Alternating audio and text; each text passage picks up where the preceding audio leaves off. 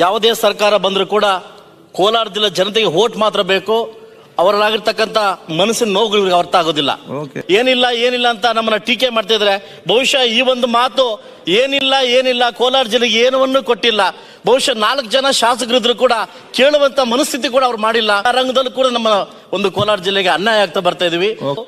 ಕೋಲಾರ ಇಲ್ಲಿಂದ ಕೇವಲ 60 ಕಿಲೋಮೀಟರ್ ಇರ್ತಕ್ಕಂಥ ನಾವು ಎಲ್ಲಾ ಕ್ಷೇತ್ರದಲ್ಲೂ ಕೂಡ ನಮ್ಮನ್ನ ಕಡೆಗಣನೆ ಮಾಡ್ತಾ ಇದ್ದಾವೆ.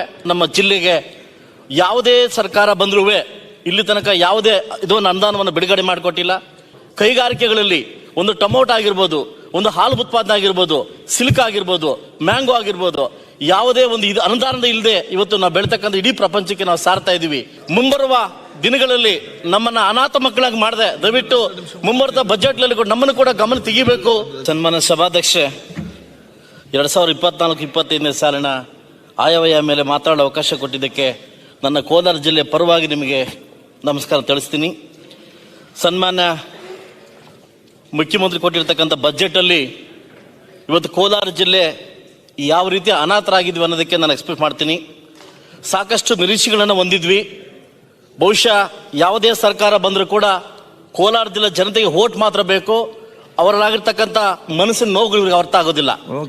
ಬಹುಶಃ ಕೋಲಾರ ಜಿಲ್ಲೆಯ ಮೊದಲ ಮುಖ್ಯಮಂತ್ರಿ KC ರೆಡ್ಡಿ ಅವರ ಮೊದಲ ಮುಖ್ಯಮಂತ್ರಿ ಆಗಿರ್ತಕ್ಕಂಥ ನಾಡು ನಮ್ದು. ಸರ್ ವಿಶ್ವೇಶ್ವರಯ್ಯರ ಶ್ರೇಷ್ಠ ಕಂಡ ವಿಶ್ವನಾಡು ಒಂದು ಇಂಜಿನಿಯರ್ ಕೊಟ್ಟಿರ್ತಕ್ಕಂಥ ನಮ್ಮ ಜಿಲ್ಲೆಗೆ ಯಾವುದೇ ಸರ್ಕಾರ ಬಂದ್ರೂ ಇಲ್ಲಿ ತನಕ ಯಾವುದೇ ಇದೊಂದು ಅನುದಾನವನ್ನು ಬಿಡುಗಡೆ ಮಾಡಿಕೊಟ್ಟಿಲ್ಲ. ಇಲ್ಲಂದ್ರೆ ಕೇವಲ 60 ಕಿಲೋಮೀಟರ್ ಇರ್ತಕ್ಕಂಥ ನಾವು ಕೈಗಾರಿಕೆಗಳಲ್ಲಿ ಒಂದು ಟೊಮೊಟೊ ಆಗಿರ್ಬೋದು, ಒಂದು ಹಾಲು ಉತ್ಪಾದನೆ ಆಗಿರ್ಬೋದು, ಸಿಲ್ಕ್ ಆಗಿರ್ಬೋದು, ಮ್ಯಾಂಗೋ ಆಗಿರ್ಬೋದು, ಯಾವುದೇ ಒಂದು ಇದು ಅನುದಾನದ ಇಲ್ಲದೆ ಇವತ್ತು ನಾವು ಬೆಳತಕ್ಕಂಥ ಇಡೀ ಪ್ರಪಂಚಕ್ಕೆ ನಾವು ಸಾರ್ತಾ ಇದೀವಿ. ಬಹುಶಃ ಯಾವುದೇ ಸಾಮಾಜಿಕ ಧರ್ಮ ಬಂದರೂ ಕೂಡ ಇವತ್ತು ಬಹುಶಃ 4 ಕ್ಷೇತ್ರ ಕಾಂಗ್ರೆಸ್ ಗೆದ್ದಿದ್ದಾರೆ. ಅವ್ರಿಗೆ ಯಾವುದೇ ರೀತಿ ಒಂದು ಧರ್ಮವನ್ನು ಕೊಟ್ಟಿಲ್ಲ, ಅಂದ್ರೆ ಯಾವುದೋ ಮಿನಿಸ್ಟ್ರಿ ಕೊಟ್ಟಿಲ್ಲ. ಎಲ್ಲಾ ರಂಗದಲ್ಲೂ ಕೂಡ ನಮ್ಮ ಒಂದು ಕೋಲಾರ ಜಿಲ್ಲೆಗೆ ಅನ್ಯಾಯ ಆಗ್ತಾ ಬರ್ತಾ ಇದೀವಿ. ಬಹುಶಃ ಮಾನ್ಯ ಮುಖ್ಯಮಂತ್ರಿಗಳಿಗೆ ನಾವು ಮನವಿ ಮಾಡಿದ್ವಿ, ಬಹುಶಃ ಒಂದು ವೈದಿಕ ಕಾಲೇಜನ್ನು ಮಾಡಿಕೊಡಿ, ಇಲ್ಲಾಂದ್ರೆ ನಮ್ಮ KCVL 3ನೇ ಹಂತ ಶುದ್ಧೀಕರಣ ಮಾಡಿಕೊಡಿ ಅಂತ ಕೇಳಿದ್ವಿ. ಅವ್ರು ನಮಗೆ ಮಾತನ್ನು ಕೊಟ್ಟಿದ್ರು, ಖಂಡಿತ ಈ ಬಜೆಟ್ ಮಾಡ್ಕೊಡ್ತೀವಿ ಅಂತ. ಬಹುಶಃ ಬಹು ನಿರೀಕ್ಷೆಗಳ ಒಂದು ಇದ್ರಲ್ಲಿ ನಾವು ಶೂನ್ಯವಾಗಿದ್ವಿ.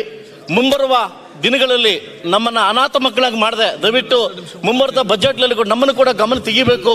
ಬಹುಶಃ ಇಲ್ಲಿರ್ತಕ್ಕಂಥ ಕೈಗಾರಿಕಾ ಉದ್ಯಮಗಳು ಕೂಡ ನಮ್ಮನ್ನ ನಿರ್ಲಕ್ಷ್ಯ ಮಾಡ್ತಾ ಇದ್ದಾವೆ.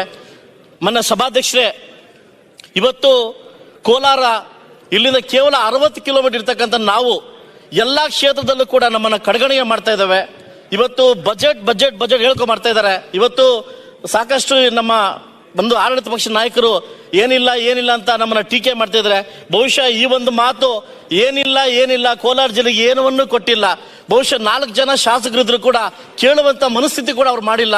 ಬಹುಶಃ ಮುಂಬರುವ ದಿನಗಳಲ್ಲಿ ನನ್ನ ಕೋಲಾರ ಜಿಲ್ಲೆಗೆ ದಯವಿಟ್ಟು ಒಂದು ಯುವ ಉತ್ಸವಗಳು ಏನೋ ಕೈಗಾರಿಕೆ ಇರ್ಬೋದು, KCVL ಒಂದು 3ನೇ ಹಂತ ಶುದ್ಧೀಕರಣ ಇರ್ಬೋದು, ಬಹುಶಃ ಇದನ್ನ ಮಾಡ್ಕೊಡ್ಬೇಕು.